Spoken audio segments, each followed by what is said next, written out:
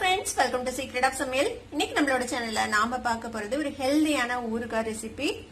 இது வந்துட்டு பூண்டு ஊறுகாய் கண்டிப்பா எல்லாத்துக்குமே பிடிக்கும். சின்னவங்கல இருந்து பெரியவங்க வரைக்கும் எல்லாத்துமே விரும்பி சாப்பிடுவாங்க. எல்லாத்துக்குமே ஒரு சூப்பரான சைட் டிஷ் மாதிரி இருக்கும். இது தயிர் சாதத்தோட சாப்பிட்டீங்கன்னா செம்மையா இருக்கும்.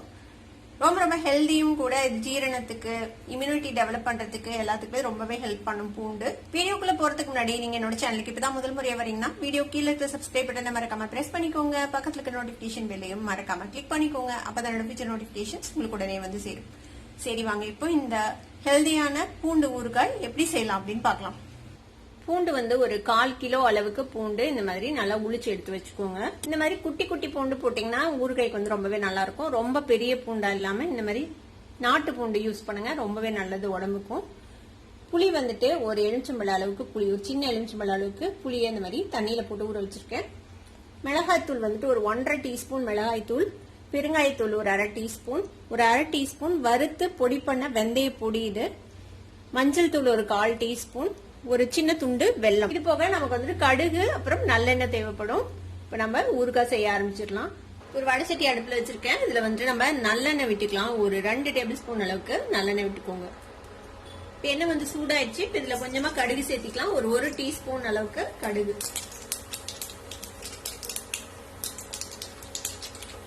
கடுகு பொரிஞ்சிச்சு. இப்ப இதுல கொஞ்சமா கருவேப்பிலை சேர்த்திக்கோங்க. கூடவே நம்ம உளிச்சு வச்சிருக்கிற இந்த 1/4 கிலோ பூண்டு சேர்த்திக்கலாம். இந்த பூண்டு வந்துட்டு இந்த எண்ணெயில நல்லா வதங்கணும். அது வரைக்கும் நம்ம இதை வந்துட்டு வதக்கிக்க போறோம். ரொம்ப கலர் மாறாத அளவுக்கு இதை வந்துட்டு வதக்கிக்கலாம். லோ ஃபிளேம்லயே வச்சு இந்த மாதிரி வதக்கிக்கோங்க. ரொம்ப செவந்துடக்கூடாது பூண்டு. லேசா ஒரு கோல்டன் கலர் வரணும், அது வரைக்கும் அது வதக்கிக்கலாம். இந்த புளியை வந்துட்டு கரைச்சி வச்சுக்கோங்க. இப்ப லோ ஃபிளேம்ல நல்லா ஒரு 4 நிமிஷம் நல்லா வதங்கிடுச்சு. பாத்தீங்கன்னா தெரியும், லேசா கலர் சேஞ்ச் ஆயிருக்கு பாருங்க. இப்ப இதுல இருந்து நம்ம என்ன பண்ண போறோம்னா ஒரு 10-15 பூண்டை நம்ம வந்துட்டு அரைச்சுக்க போறோம். இந்த மாதிரி கொஞ்சம் மிக்ஸி ஜார்ல எடுத்து போட்டுக்கோங்க.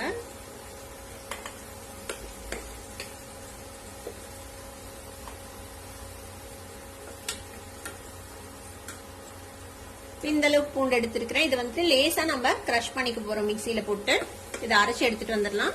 அது வரைக்கும் அது நல்ல லோ ஃபிளேம்ல வச்சுட்டு இப்படியே வதங்கட்டும். இப்ப இந்த மாதிரி நம்ம கிரஷ் பண்ணிருக்கோம்ல, அந்த கிரஷ் பண்ண பூண்டையும் இதுக்குள்ளேயே திருப்பி சேர்த்திடலாம். இது எதுக்கு அரைச்சு சேர்த்துறோம் கொஞ்சம்னா, லைட்டா ஒரு தொக்கு கன்சிஸ்டன்சில உங்களுக்கு ஊறுகாய் கிடைக்கும். அதுக்காக வேண்டி இந்த ப்ராசஸ் பண்ணாமே கூட நீங்க பூண்டு ஊறுகாய் செய்யலாம், அதுவும் நல்லா இருக்கும். இல்ல மொத்த பூண்டையுமே நீங்க வந்துட்டு இந்த மாதிரி அரைச்சும் செய்யலாம். அதாவது உங்களுக்கு பூண்டு வாய்க்கு வந்தா பிடிக்காது, அரைச்சு சேர்த்திக்கணும் அப்படின்னு நினைச்சீங்கன்னா நீங்க அந்த மாதிரியும் செய்யலாம். தொக்கு மாதிரி இருக்கும், பூண்டு தொக்கு மாதிரி. உங்களுக்கு எந்த மாதிரி பிரியுமோ அந்த மாதிரி நீங்க செஞ்சுக்கலாம். இப்ப நம்ம அரைச்ச பூண்டையும் சேர்த்து இதோட சேர்த்து வதக்கி விட்டுருங்க. இப்ப ஃபிளேமை வந்துட்டு நல்லா லோ பண்ணி வச்சுக்கோங்க. இதுல வெல்லத்தை தவிர மத்த எல்லாத்தையும் நம்ம இதுல சேர்த்திட போறோம். மஞ்சள் தூள், வறுத்து பொடிச்ச வெந்தய பொடி, 1/2 டீஸ்பூன் பெருங்காய பொடி, 1.5 டீஸ்பூன் அளவுக்கு மிளகாய் தூள், எல்லாத்தையும் இதுல சேர்த்திடலாம். வெல்லம் மட்டும் வச்சிருக்கேன் நான், கடைசியா சேர்த்திக்கலாம். இது கூடவே நம்ம கரைச்சு வச்சிருக்கிற இந்த புளி தண்ணி விட்டுக்கலாம். இப்ப இந்த ஊறுகாய்க்கு தேவையான அளவுக்கு உப்பு சேர்த்திக்கலாம். கல்லுப்பு சேர்த்திக்கோங்க. கல்லுப்பு தான் ரொம்ப நல்லது ஊறுகாய்க்கு. கல்லுப்பும் சேர்த்து நல்லா மிக்ஸ் பண்ணி விட்டுறலாம். இப்ப இது வந்துட்டு நல்லா கொதிச்சு நல்லா சுண்டி வரணும். இந்த புளியெல்லாம் நல்லா வெந்து சுண்டி வர வரைக்கும் நம்ம இதை வந்து வேக வைக்க போறோம். இதை இப்படியே வந்துட்டு ஒரு மீடியம் ஃபிளேம்ல வச்சு நல்லா கிளறி விட்டு சுண்ட வரைக்கும் நம்ம இதை வந்துட்டு வதக்கிக்கலாம். பூண்டும் வந்துட்டு நல்லா சாஃப்டா வெந்துடணும் இந்த எண்ணெயில. ஒரு 4 நிமிஷம் நல்லா வதங்கி இருக்கு. இப்ப பாத்தீங்கன்னா தெரியும், புளியெல்லாம் சுண்டிடுச்சு, கொஞ்சம் திக்காயிடுச்சு பாருங்க நம்மளோட ஊறுகாய். இப்ப இந்த ஸ்டேஜ்ல நம்ம எடுத்து வச்சிருக்க இந்த ஒரு துண்டு வெல்லம் இருக்குல்ல, அதை வந்துட்டு சேர்த்திடலாம். இதுல வெல்லம் வந்துட்டு நல்லா கரையட்டும், அது வரைக்கும் இதை வந்துட்டு மிக்ஸ் பண்ணி விடுங்க. இந்த இனிப்பு வந்து உங்களுக்கு எவ்வளவு தேவையோ அந்த அளவுக்கு நீங்க சேர்த்திக்கலாம். ஒரு சிலருக்கு கொஞ்சம் இனிப்பா இருந்தா பிடிக்கும், இல்ல இனிப்பு அதிகமா வேணாம் அப்படின்னா இன்னும் கொஞ்சம் கம்மி பண்ணி நீங்க சேர்த்திக்கலாம்.